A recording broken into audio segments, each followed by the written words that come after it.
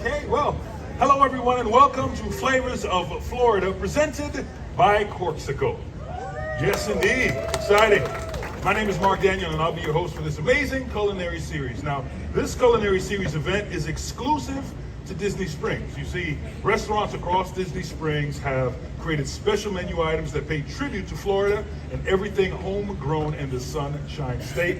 This goes through August 13th. We have two more of the culinary series, and you didn't have to sign up, but now you do. I just want to let you know, everybody thought you didn't have to sign up for the last two, but now you do. So if you want to be here, make sure you go to www.disneysprings.com, click on events, and then click on Flavors of Florida so you can sign up. Next, we're going to feature, we have Gideon's Bakehouse, and then after that, we're going to feature the culinary team of Disney Springs, and shout out to the Disney culinary team sitting right over there. Thank you for being here. They didn't know I was going to do that. I see name tags and chefs, and I'm tuned to it. So make sure you check that out, all right? And if you take any pictures of the food or yourselves or me, be sure to share it on hashtag Disney Springs and hashtag, listen closely, Flavors of FL. Not Florida, but Flavors of FL is the official hashtag. So let's get into this right now because we're excited. Today is the fourth event of our Flavors of Florida culinary series. Like I mentioned before, two remain. Now today, we're gonna feature the amazing Homecoming Florida Kitchen and Southern Shine Bar. Let's give it up for them. Beautiful location. Now Homecoming pays tribute to Florida's rich agricultural heritage by highlighting local ingredients and farm-to-table cuisine. So let's kick things off. Let's welcome the executive chef of Homecoming. Please welcome Chef James Guinan. Welcome, Chef James. He's getting into position. Now, please join me in welcoming Homecoming's media manager and cookbook author, Heather McPherson. Welcome to you, Heather. And now, Disney Springs is proud to welcome a culinary legend. He was the personal chef to Oprah Winfrey. He has cooked for two Florida governors, and he's the winner of two James Beard Awards. Both are on display right here at Disney Springs, so be sure to stop by and take a look at it. Please welcome Chef Art Smith. I do the elbow bumps to welcome everybody. Exactly. There we go. I think we need to get some fans out here. I know, bigger ones, right? Lord Chef, have mercy. welcome. Now, it's always fun to talk to you. This is my third time getting to experience time with you. So I want to talk to you about, you got this Florida charm every time I talk to you. I love your accent. Tell us about your Florida upbringing. Well, I think I'm probably as Florida as you can get. I'm seventh generation Floridian. I'm from that other state, North Florida, way upon the Suwannee River, where all the alligators are. And so I grew up there, you know, a very southern background, agrarian. Sounds fabulous, but it was really hard work, and I wanted to get out of there, okay? So I played piano and came to work for Disney. And so, it was really charming, but the best thing about it was the food was gorgeous. And one thing I was telling someone last night is wherever I go, whatever I do, I take a little bit of me with me everywhere. You know, honey, I'm going next week to Portugal, and I'll tell you more about that. Guess what? Fried chicken and biscuits is on the menu. And you know, because the reality is, you know, there was a great lady, OW, you know who she is, Oprah Winfrey, who said, you know, always remember the authentic you is the best you. And what you love, other people will love. Mm-hmm. Right, definitely. Now, speaking of love, you've got an amazing location here at Disney Springs, right on the water. You've got a covered porch on the water. Tell us, what made you want to create Homecoming right here at Disney Springs in particular? Who don't love fried chicken? Who? Okay. I want to tell you something, okay, like, you know, it's like, who don't love fried chicken? And by the grace of God and Mickey Mouse, here we are. And, you know, we were able to come here, and the great people at Millennial that believed in this chatty little chef, not chatty big chef, you know, that had this idea that we needed this Florida restaurant because they said, beyond the magical gates, there is a Florida that tastes good. How many of you had grilled grouper sandwiches? Apalachicola oysters, wild Gulf shrimp, blue crab claws, stone crab claws. Okay, now we're talking. we have delicious food. Now, we don't have all that, but they have a lot next door. These are my kissing cousins from Chicago, okay? But they have it too. So, you know, we have a really tasty steak. And we have things, because people will say to me, you know, in the restaurant, where in the South are you from? I said, I'm from northern Florida. And they look at me like, that's Southern? It's very Southern. Very Southern. Right. Now, Heather, if you don't mind, I'm going to jump to you. You are the media manager of Homecoming and an author. And an author. So I want to talk to you about this. What can we expect from Homecoming? And is everything, because this is Flavors of Florida, is everything from Florida, homegrown? It is. Well, this year we are so excited to showcase our Key West shrimp cocktail. And it is so amazing. And it has everything that's in season right now in Florida. Mangoes, which are great. This is the time in Florida that farmers who have grown tropicals are really enjoying everything. And shrimp is always in season in Florida. Wow, So we've okay. got Key West pink shrimp for you today to sample. Oh, and yes, there's going to be food afterwards. This is sort of your little late brunch Yeah, here. they bring you out And here for in a this cocktail, tropical which I think we all wish we had a cocktail Yeah. right now, right? Yeah. We can do that. We have this wonderful fresh orange juice drink with Tito's and muddled strawberries. Okay. Yeah. And Florida strawberries at that. Yes, we saved them. We know we're out of season right now, but I'll teach you a little bit later how to freeze them so you can enjoy them for months later. That's true. Yes, indeed. Now, so speaking of those ingredients, do we have some of those people here from Florida dairy farmers? We do. I am so excited. We Yeah. actually had to bring farmers. If you've been to Homecoming, I'm sure you've seen our fabulous farmer wall. Uh-huh. And that's where every 4 months, we rotated a different farmer. And if you've noticed to the side, I we see have a that. little story about him. I didn't And know you did. actually, I'm going to start with the Lightsey Cattle Company because Carrie is on the wall right now. on Yeah, that. Gary.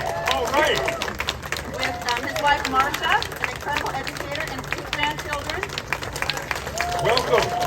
Right in front of Carrie, y'all can say Santa. We have Sue Harrell. Sue is from the Florida Strawberry Grower. Yes. Oh, wow. Now, I if see y'all the aren't, strawberries on the shirt and on the phone. now, if y'all aren't from around here, our strawberries actually start right after Thanksgiving. So, which we get to enjoy things a lot earlier. And right next to her is my dear friend, Diane Smith with the Florida Dairy Farmers. Yay.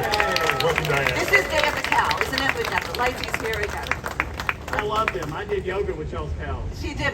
He did. And it went viral. Wow. A lot of people don't realize how much Florida dairy not only feeds the state of Florida, but also the Americas, and is a very vital part of our economy. And last but not least, Haley Scott from Long and Scott Farms Yes. in Zelwood. Zelwood. Sweet corn. Yes. I have known her granddad, I've known her dad. I mean, and this is the next generation. She is the queen of agro-tourism right now with all they do out there. Wow. Just do longandscott.com. It's great. Wow, I know. agro-tourism. Another round of applause. Thank you for being here so much. And like you said, you know, this is really tribute to Florida and everything homegrown in the state, and of course, keeping that in the ecosystem. So let's talk about what you're going to be making for us. Let's see. Let's talk to Chef over here. What's So going on? today we're going to be doing our own version of the shrimp and grits, Irish. So What he is says. Irish about it? So we're just going to start off by making the tomato sauce that we have here for our shrimp and grits. We're going to start off by sweating some onions Oh, so you're making, Chef James, this is tomato sauce from scratch. from scratch. Oh, wow. Okay. So we're just going to start off by sweating off the onions, the garlic. We got some green Surprising that peppers. tomatoes can't sweat themselves today. No, right? They're doing it themselves today, all right. And I wanted to say we did not create or indent shrimp and grits. Where I'm from, we eat grits with fried fish. It's a Friday kind of thing. It's usually done for like fundraisers and stuff like that. There was a great, wonderful cookbook writer, restaurateur named Bill Neal.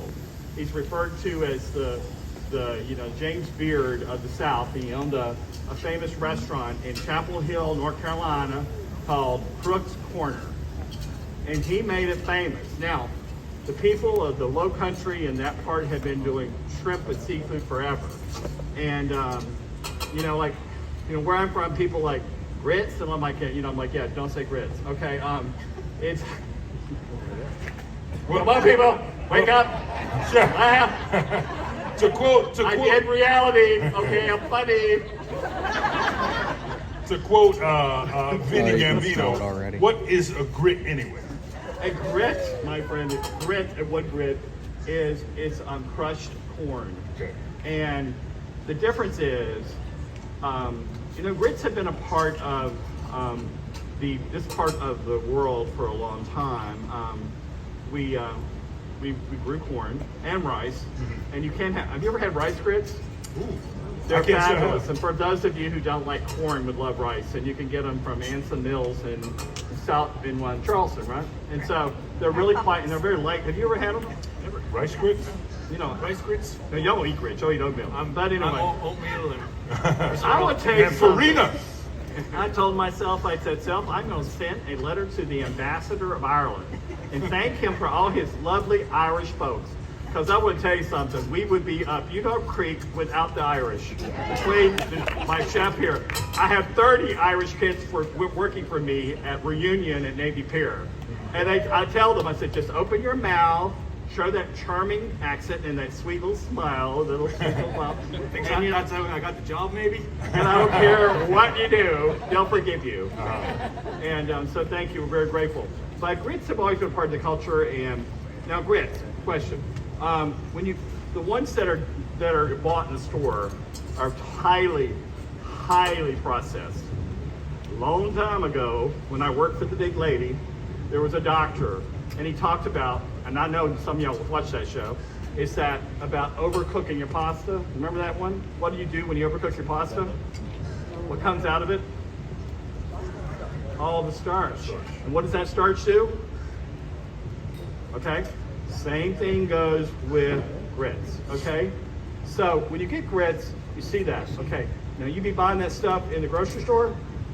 You want to order them online because these are coarse. They have the germ in them and they're better for you. If you're buying it online, what do you know to order? What is it called? They're usually called old-fashioned grits, Okay. stone ground. Stone ground, okay. Stone ground, and you can get them. Now, but there's other fine things like instant grits. Don't be put that in your mouth. That's what I had this morning, Chef. You put that in your mouth, you'll see it on your hips. Okay, I'm telling you. Okay. The more processed it is, the more it's going to be absorbed. Oh, Okay? wow. So what you want to do, because a lot of people don't like using them, but it's real simple. Soak them overnight. You soak them overnight. You have to throw them in your crock pot. Boom. You have delicious grits. And what's great about these is, like when I'm going to Sicily and I'm going to make some there, but they have polenta, and polenta, all it is grits, okay? But it's yellow grits. We don't eat yellow grits, okay? But the one, but I like yellow grits too. I don't see the difference in taste. You see the difference in taste? I don't see the difference in taste, really. But what's great about it is you can make a big pot of grits, and then after you take the leftovers, you put it on a pan, you chill them, and you can cut them in squares, and you can fry them, and that's another specialty. Okay. But anyway, serving them soft with a lot of butter. Did you cook these in milk? I got cream and butter. Obviously, he's Irish. Okay, so cream and butter. So anyway, which makes them really, really delicious. And so what I do half water, half milk. And now you cattle people, don't you feel sad because my father for 80 years raised black Angus cattle. We had a little herd. Okay, a little tiny one. On our farm, we still have it. We still have this original farm. It's only 150 acres, which in that part is small. But anyway, and we still have the herd, and we have donkeys. You have donkeys? I have a funny story about donkeys. Hey, Art, why don't Yeah. you tell them where we get our grits from? 'Cause Where do we they're get our grits? I Florida. don't know where we get our grits from. Where do we get our grits from? We get our grits from Bradley's Country Store, which is based up in Tallahassee. Okay. Oh yeah, that's right, because I found You them can there. order Yeah, exactly, I online. forgot. My memory You escapes me. found them? No, because I used to use them at the governor's house when I worked for him and the Okay. other one. And then I started I put them in my bag, went everywhere. But my donkey story. Well, donkeys are really intelligent animals. Did you know that? And whenever you're going down, the expressway, you still see cattle, you see a donkey running around. You know why? They're the watchdogs of the cattlemen, right? And we never think about it, but we have coyotes, and they are bad about attacking the baby calves and other things. And so, are you making that noise? Okay. And so anyway, I had a very interesting family, and my father, for their anniversary, I think it was their 25th or 35th or something, gave my mother a pair of wild burros for anniversary gift. Can you imagine? Wow. Honey, I got you a pair of donkeys. So, to me, that sounds a little crazy, but that's typical of my family. But anyway, they still exist on the farm. The mama and daddy that he got now have babies, and those babies have babies and babies and babies. Getting to the story. My mother was an angel. I mean, God gave the angel when he found her. I got her. I want to tell you something. And she was the most gorgeous tax collector you ever met. I want to tell you something. She put that on and she got those taxes paid. And she, towards her life, she just worked really hard, and I took her all over the world. And I got kind of, special, where I said, I ain't going unless Mama goes. And so I take Mother everywhere. So we went to Russia, we went to Africa, we went, you name the country, she was the most traveling mama you ever had. So anyway, I took her to China because I won for a book. I can tell you this story, Doug. So anyway, I took her to the Lama temple, and she's there. And I said, I'm doing my little thing, and she's kind of looking at me because she's a very, very Christian lady. And I said, Mama, I mean, I think whatever it does, it works for people, so let it be. So I took her down the street, and we saw this restaurant. I said, let's go here and eat. So we're eating this delicious pulled pork. And I just love it. And then so we go to another restaurant the next day, and we have it again. And I'm looking at it, and I'm looking at the menu, and I read something. I'm like, I say to the waiter, I'm not going to say this because we're at Disney and we're supposed to be, not say words, but anyway, but it says, a meat. And I looked at the waiter and I said, Oh. what is that? Oh. And he goes, Oh. donkey. And I thought, oh my gosh, they done fed my mother her pets. Yes! Oh my goodness. And my mama said, I looked at my mama, that was about as funny as when she was eating, Pumbaa in South Africa on the safari. Because when she accused the monkeys of stealing her personals. I took her on safari. She wanted to go, but I told her, I said, she wanted to see monkeys. So I said, I don't think you want to see monkeys because they are, anyway. But they stole her personals, and the whole trip she was saying they stole my personals. Oh my goodness. Anyway, back to shrimp and grits. Okay. So, what Chef is doing Shrimp here, cheese. he's doing something, he's starting something called the Holy Trinity. There's a lot of schlock, but I actually know what I'm talking about, okay? And that's your onions, that's your celery, that's your garlic, your bell peppers. And then what he's done is he's added tomato, which becomes sauce Creole. Where's the chefs at? You're over there? You're over here? Over there. Hello, chef. I had the most delicious dinner at Victoria and Albert's, and I saw Chef Hunnell. Just love him; he's a god, and it was so wonderful. And they danced in that kitchen for me; it was so delicious. Anyway, it's a sauce Creole, and so that's what he's made. Now, traditionally, they don't do that.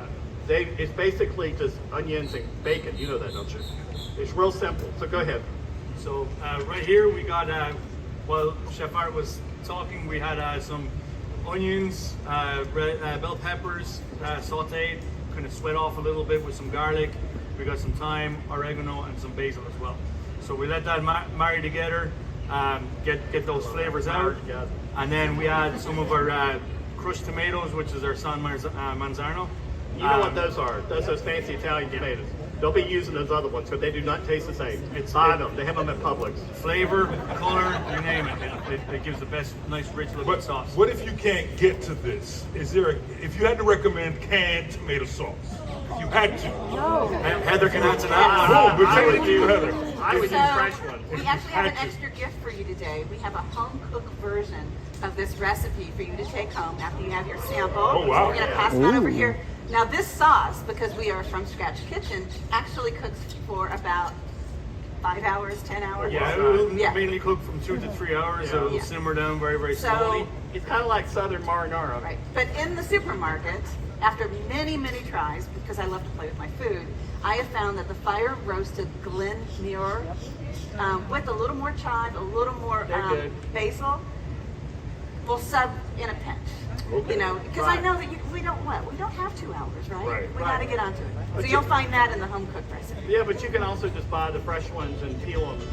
That's one thing I learned. I'm thinking of Thomas Heller. You peel the tomatoes and seed them, and you crush them up.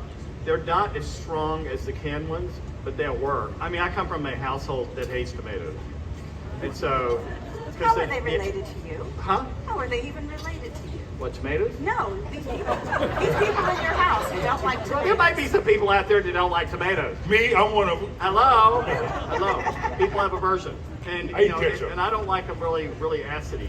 So anyway, that's really wonderful. But so what are we gonna do next? So this is just the finishing product after it's been simmering for a couple of hours. You see it's after getting thicker, it's after reducing down a little bit. So, They got a mirror. do we have a mirror up there? You got a Yeah, mirror. yeah, and It's there's a on the big camera. screen. yeah. And there's a camera right here too, so Good. show that camera. Heather, yes. Listen, you actually said something very interesting. You said shrimp are always in season. Correct. In Florida, but what's the benefit of buying wild caught shrimp as opposed to farmed shrimp? Well, wild caught shrimp, basically, just as I said, they're caught in the wild. And then farm raised shrimp, there's just sort of a lot done to them while they're being caged and what have you. And that's not good for the environment. And if you go to any seafood purveyor in Florida, and locally you go to Lombardi's and Winter Park, my favorite, I don't go near the coast, Gulf or Atlantic, without a cooler in my car. But I'm in Volusia County, Hull's, Hull''S Seafood. They own their own boats. They make incredible chowder. Over near the port, Wild Ocean Seafood is rocks. Most of the restaurants you see around Central Florida use Wild Ocean Seafood. But they're a little bit different in color. The pink one's a bit of a chameleon. But in Florida, all year round, there's pink, white, brown, and royal red shrimp. Now, royal reds are nice and big, and they got a little bit of lobster taste going on. And I didn't mention one. Which one did I mention? Rock. Very good. Florida made the commercial part of the entire rock shrimp industry, Mark. Oh wow! Right. Well, they were actually called peanuts, and when they're out there trawling for other things, Rodney Thompson, who actually used to build boats, his family owns Dixie Crossroads. How many people have been to Dixie Crossroads? So they would pick up these shrimp that have these scales on the back of them. They're like more of a prawn because the exoskeleton is kind of interlocking, and his daughter said, "Dad, we're just like wasting all this food." And he said he actually got out the shears that you cut metal with and cut up the back. And he was a bit of a tinkerer guy. He ended up inventing the machine that takes the rock shrimp off, which started a whole frozen food business. And no one else in the country. We get rock shrimp all the way from Norfolk, Virginia, down the Florida coast into the Tortugas, and all the way over the Yucatan Peninsula. So rock shrimp is there. Technically, it's a prawn, but don't get in arguments about that. Only win on Jeopardy with that. Right. Yeah, So, they're- So we have 4 species, and I will tell you, Mark, you know, agriculture is $1 billion business for the state of Florida, which is one of the reasons why Homecoming loves Flavors of Florida. We want to celebrate people like this Right. Yeah. every day. Yes. I mean, we're the second largest state for cattle, correct? Is that where we are? Second? Pardon? 10 of the 25 largest. And I lived in Kissimmee, and I know Kissimmee used to be the cow capital of America I back in remember the day. us being like kind of second. We're much bigger than people realize. And then of course we're just right behind California in strawberries, right? Like second. That's what I Second thought. in Yeah. strawberries. Okay. And you know, and people would starve to death in the north without all the produce from the south, Florida and everything like that. You know, we are the fruit basket, and industrial basket of Florida. Yeah, it's truly amazing. And you know, I guess I'm old, but I do remember when they didn't have shelled rock shrimp, and they were considered like trash. They were. And you know, but they have like this lobster shell on them, Yeah. which are not easy to peel, but they have great flavor. And that's the other thing too. When you get your shrimp and everything, do not throw the shells away. Make yourself one of those fumet. Did I say that word? Yes. Chefs. Fume. Pume Now, I don't want you to Pete? be talking about me when I leave and say he said something. Okay, you better tell Said me. something wrong. Okay. Is it a But Pete? fumet. It's like this.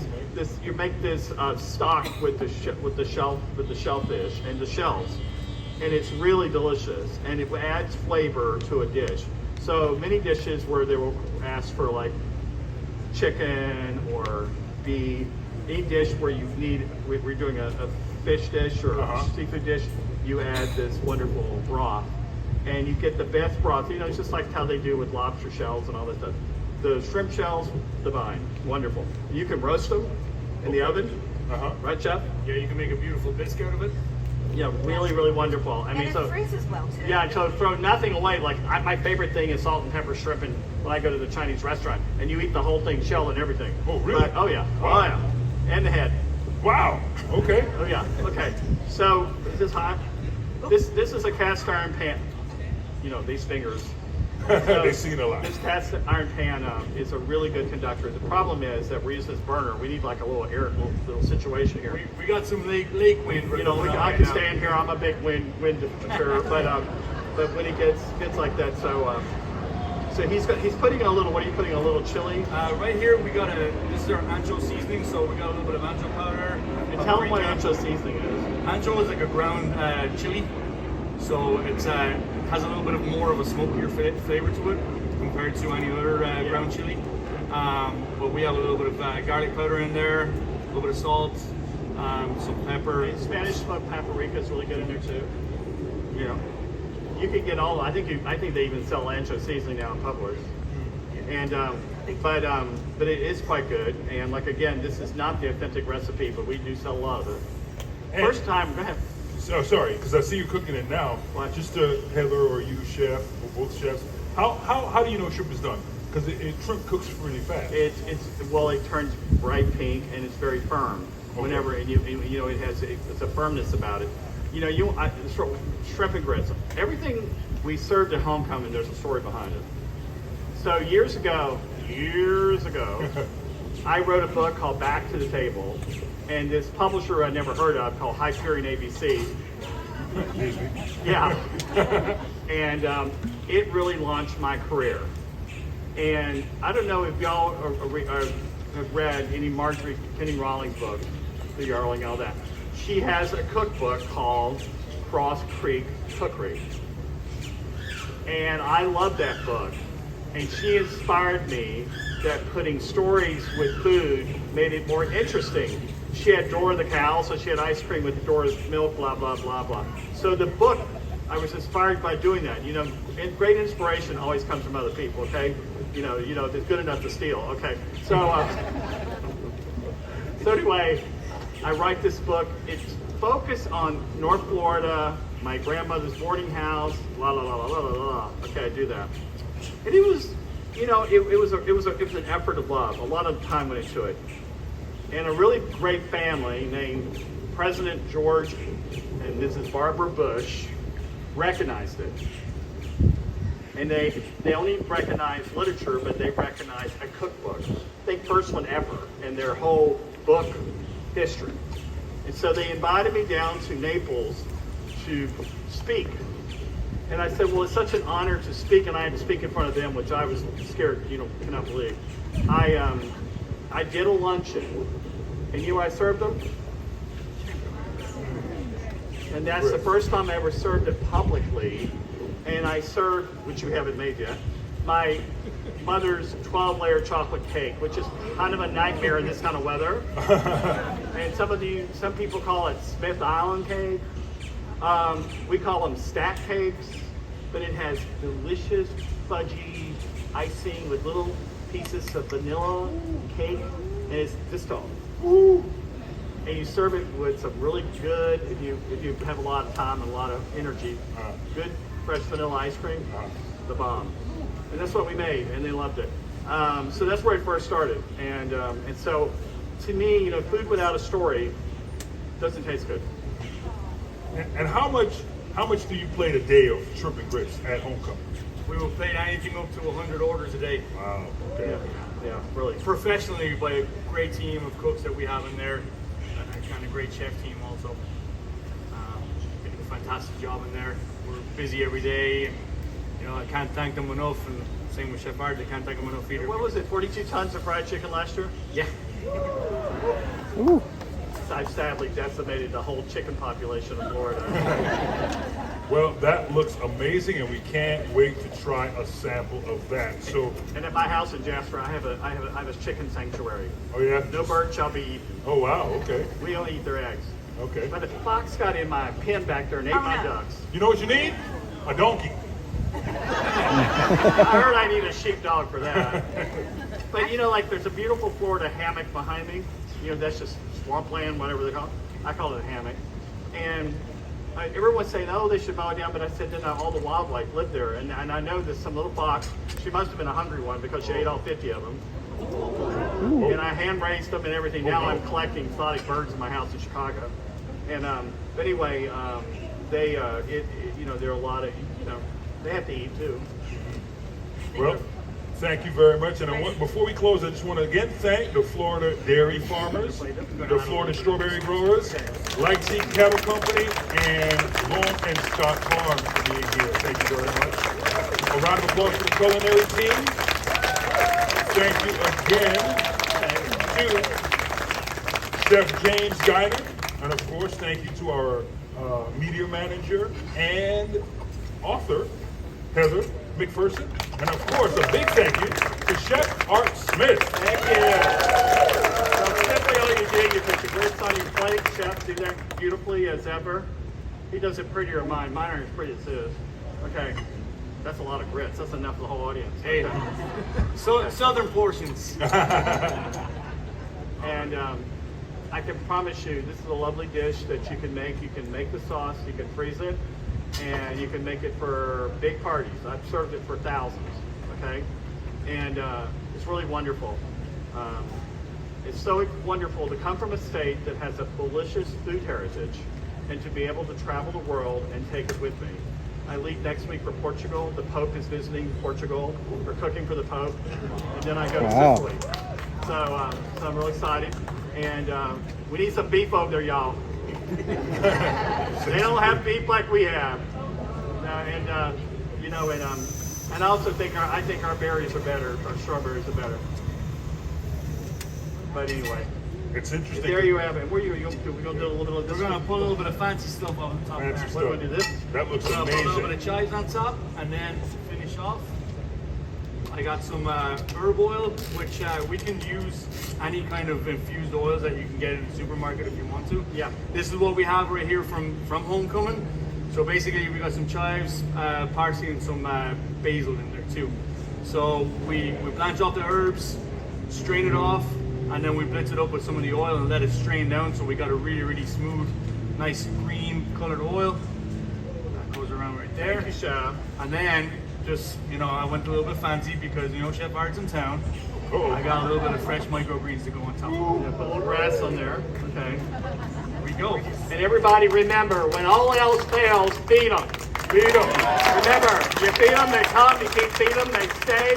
You want them to get to your place, their point, whatever. I've sold books and gotten restaurants and done all kinds of things with food. So remember, feed them a lot. God bless you. Have a wonderful, wonderful day. Thank you, Heather. Thank you, Chef James. Thank you, sir. Thank you, Mark. And thank you to the great Walt Disney Company and Matt Simon for hosting this wonderful Taste of Florida. Come eat some shrimp and grits. And Thank Heather. you very Thank much. you, Heather. All right. Thank you very much, Heather, and everyone. Thank you to the whole culinary team. Thank you to Homecoming, Florida. This is fantastic. Now, once again, I want to remind you, if you want to sign up for next week, where we feature Gideon's Bakehouse and then the culinary team the next Friday, go to www.disneysprings.com, click on events, click on Flavors of Florida. Thank you very much for joining us for Flavors of Florida, presented by Corksicle. They can make things cool, and they make cool things. So find your Corksicle. Mine is all Star Wars related. Thank you very much, and enjoy your sample of amazing shrimp and grits. Wow, that was awesome. Let's go try it. All right, let's take a look at these shrimp and grits from the Flavors of Florida. Oh, that looks fantastic. It smells fantastic also.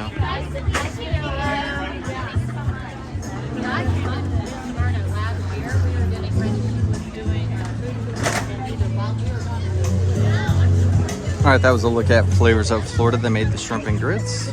You could smell it almost instantly after making it. They are packing up the chairs. We are going to go over here and try our sample.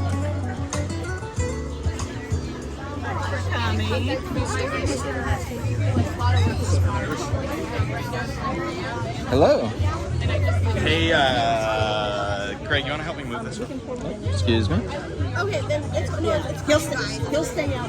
Okay, cool. James will go back over for homecoming. All right, we got the recipe, guys. That's awesome. Yeah. Oh yeah. No, he'll be like Darth Vader. Oh, this looks awesome.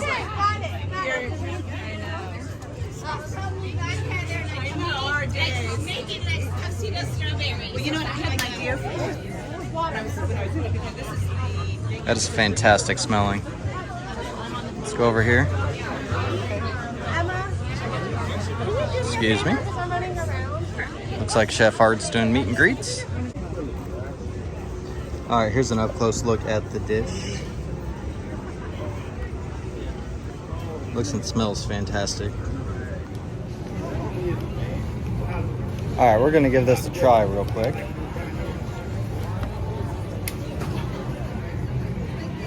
Here it is.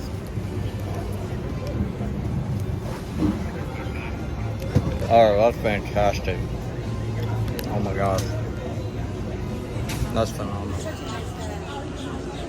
All right, guys, we're in line to meet Chef Art Smith. All right, guys, it's time to meet the man, the myth, the legend himself, Chef Art Smith. How you doing, Chef? The man. The man, the man, the man. Are you in Fort Wilderness? Huh? You at Fort Wilderness? Not at the moment. I'm at the Contemporary right Contemporary now. Hotel. The Contemporary Hotel has. We gotta hit 'em all, though. It's a really delicious restaurant called California Grill upstairs, and I stayed there in their level, which what do you call that? Big Mouse level. What's that? Chef Mickey.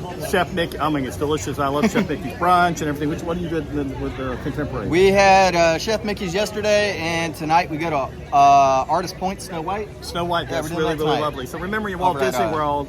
Go to the Contemporary Hotel. Here's the man. He'll tell you all about it. Chef Art Smith here. So I live in Indianapolis, and we actually drive up to Reunion on weekends. Oh, do you? just We to like have that too. it. Reunion's good too. We Yeah. have good lakeside fried chicken too, and we got some slushies that'll make you see Jesus. Okay. All right. Thank All you. right, let's go. So this event was presented by Corksicle. They have a pop-up shop here right next to T-Rex and Paddlefish. You can come here and check it out. They have all kinds of stuff from Corksicle coolers to water bottles, Marvel, Disney, all kinds of cool stuff. So come check it out. All right, guys, that's going to wrap it up from Disney Springs. We had a good taste testing with Chef Art Smith. If you haven't already, please like and subscribe and join us on our next adventures, and also check out our memberships. Thanks again.